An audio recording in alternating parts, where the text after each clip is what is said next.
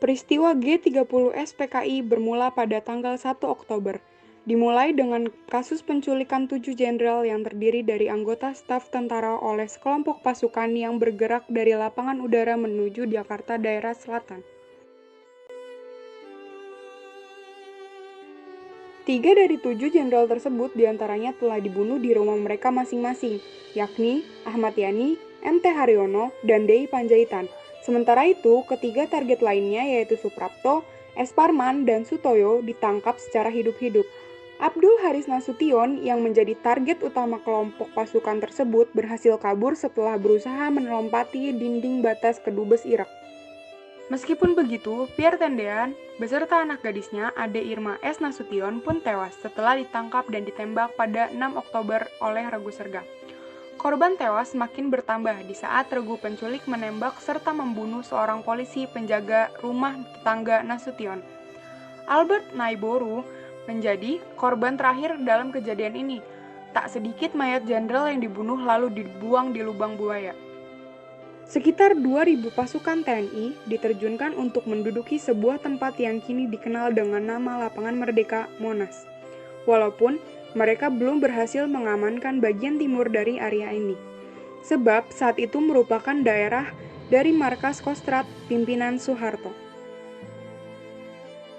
Jam 7 pagi, Radio Republik Indonesia atau RRI menyiarkan sebuah pesan yang berasal dari Untung Syamsuri, Komandan Cakrabiwa, bahwa G30 SPKI telah berhasil diambil alih di beberapa lokasi strategis Jakarta, beserta anggota militer lainnya.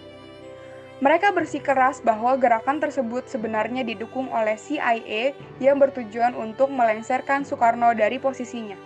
Tinta kegagalan nyaris saja tertulis dalam sejarah peristiwa G30 SPKI. Hampir saja Pak Harto dilewatkan begitu saja karena mereka masih menduga bahwa beliau bukanlah seorang tokoh politik. Selang beberapa saat, salah seorang tetangga memberitahu pada Soeharto tentang terjadinya aksi penembakan pada jam 5:30 pagi, beserta hilangnya jumlah jenderal yang diduga sedang diculik. Mendengar berita tersebut, Soeharto pun segera bergerak ke markas Kostrad dan menghubungi anggota Angkatan Laut dan polisi.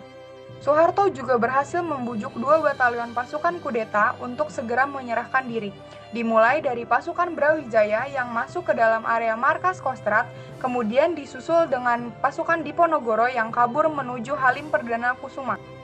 Karena prosesnya yang berjalan kurang matang, akhirnya kudeta yang dilancarkan oleh PKI tersebut berhasil digagalkan oleh Soeharto, sehingga kondisi ini menyebabkan para tentara yang berada di Lapangan Merdeka mengalami kehausan akan impresi dalam melindungi presiden yang sedang berada di istana. Jadi, sudah cukup negeri ini terkoyak, biarkan Garuda terbang berkepak, tidak ada kematian yang sia-sia, begitu juga dengan kematian pahlawan kita di tanggal 30 September. Mereka mati atas nama bangsa Indonesia. Jangan sekali-kali lupakan sejarah. Karena itu, kita haruslah paham bagaimana pengkhianatan dan kekejaman yang dilakukan kepada bangsa Indonesia. Bersatulah, lindungi negeri dengan kompak. Indonesia adalah negara yang kuat. Indonesia bisa.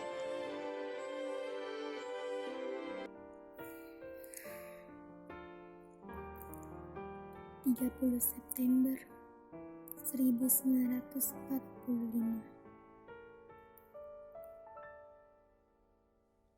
Kepada pahlawan yang telah gugur,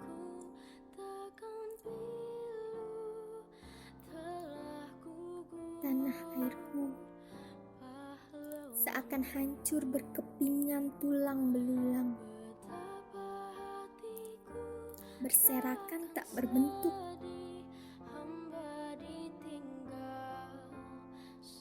Peluh jatuh seolah darah mengalir sekujur raga.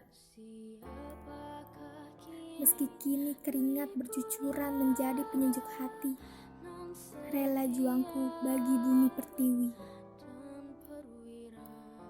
Kupertahankan kibaran sang saka maha berani, merah putih tanpa noda.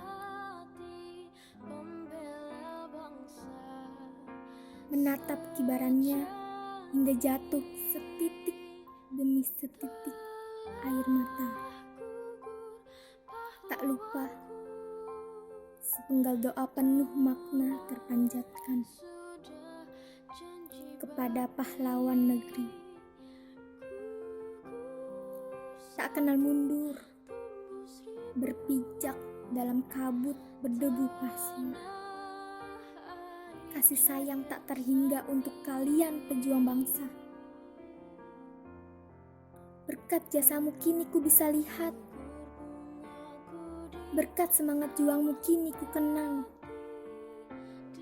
Walau ragamu hancur terkubur tanah serta terurai zaman, demi darah yang kau tumpahkan. Tulang patahmu akibat perlawanan, aku pun anak bangsa, akan memperjuangkan negeri Indonesia, meski dengan cara berbeda. September mengukir sejarah pilu negeri ini. Merah darah membanjiri Ibu Pertiwi.